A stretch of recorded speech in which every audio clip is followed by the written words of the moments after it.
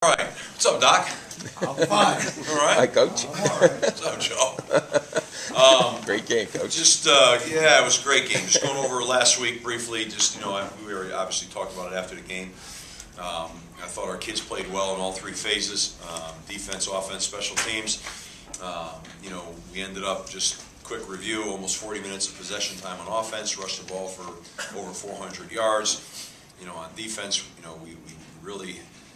Really 3 and out most of the time, and did a heck of a job in shutting down their run game, which we felt going in was a pretty strong run game. Special teams wise, we created explosive, obviously with a fake punt and field position shifts with both kickoffs and punts. So we played the style of football. We had once again 2 weeks now. I don't jinx it here, but we had 2 weeks of no turnovers, which is critical for our style of game. Excuse me. For our style. A couple of those long hots just a minute ago, garlic and everything. Beautiful. It's killing me right now. So, With some gnocchis? Huh? With some gnocchis? No, I wish. I just had the long hots. Nice. So, Want a drink? You want a Pepsi? You want something to drink? No, I just I choke on. You got a little water, Cat? Yeah. Thanks. So, we had 2 weeks of no turnovers, and that's critical for us. We're a win with defense, ball control, no turnovers, score in red zone, win a special teams battle. It's our plan to win. And obviously the 2 times that we failed because we didn't execute that plan to win. It's starting with turnovers. So, it's something we have been able to handle the last 2 weeks, but we've got to keep handling it. It's a week-to-week affair for us to have success.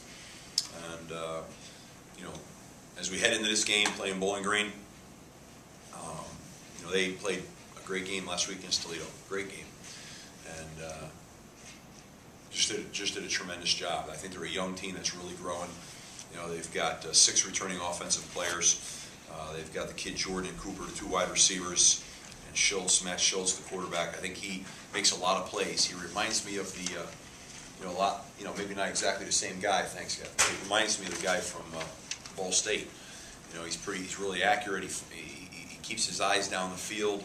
And he makes a lot of plays, they're second in the MAC in passing offense, third in the MAC in time of possession. So they too hang on to the football. They do it, I think a little bit more throwing the ball, but they're a well-coached team on defense. They got 5 returning starters. They've got a couple of inside defensive linemen that I think are really very, very good. Their free safety leads their team in tackles, and they have the top 3rd down defense in the MAC. So they're pretty good in some important statistical categories in our conference. And I know Dave Clawson for a long time. Probably know him probably better than most of the coaches in this league. And I think he's outstanding. I think he's organized. I think he's a really good, thorough, fundamental football coach. He'll have a good plan. His team is young, and you can see him developing each week.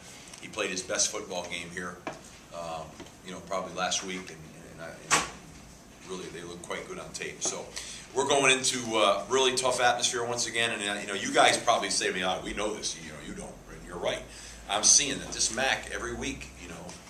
It's like you got to bring your game. Anybody can knock anybody off in this conference. It's just the way it is. If you just follow it a little bit, like I followed on film, but it amazes me. Like 1 week, some team goes out and beats another team pretty substantially. Then the next week, that team comes back and plays great and beats a team.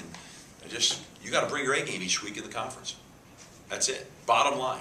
And I gave that message to our kids today, that every game it's all on the line. Every game it's all on the line. And if you think that you're going to take a deep breath at any one time, you'll get beat.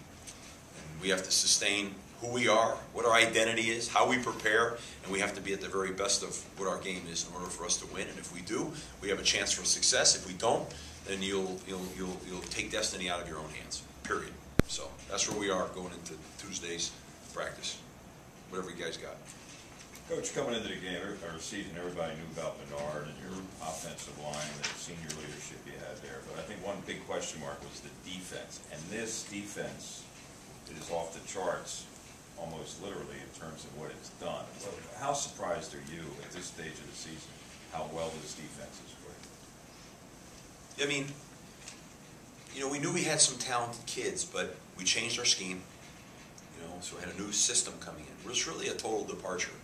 A 3-4 system, was a 2-gap system as opposed to a 4-down get-off system.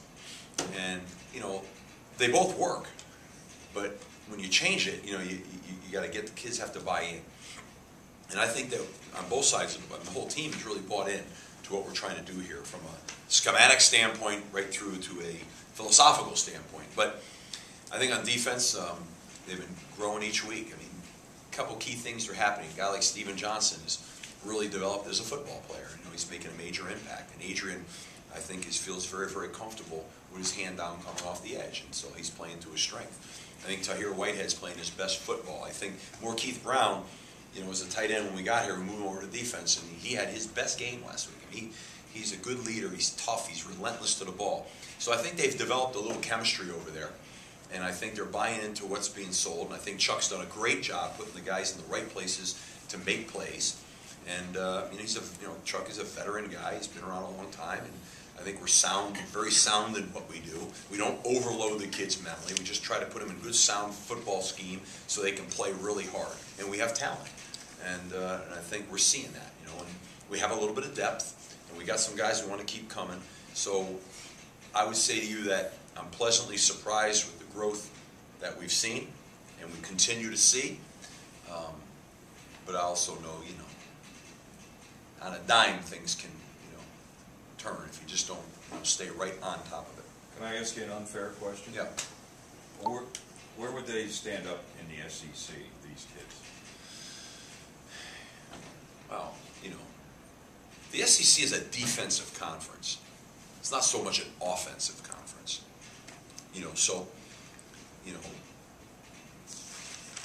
It's hard for me to say.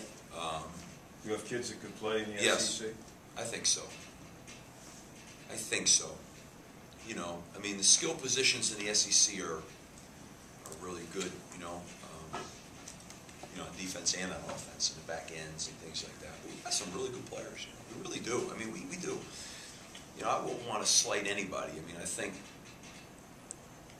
think we have some good players that are. Let's put it this way: we have BCS players. We have BCS players without doubt, and. I get away, where would these same kids be a year from now, so to speak, or a year into what they're doing? It's hard for me to gauge that. If you had said that to me when I first got here, I said, no.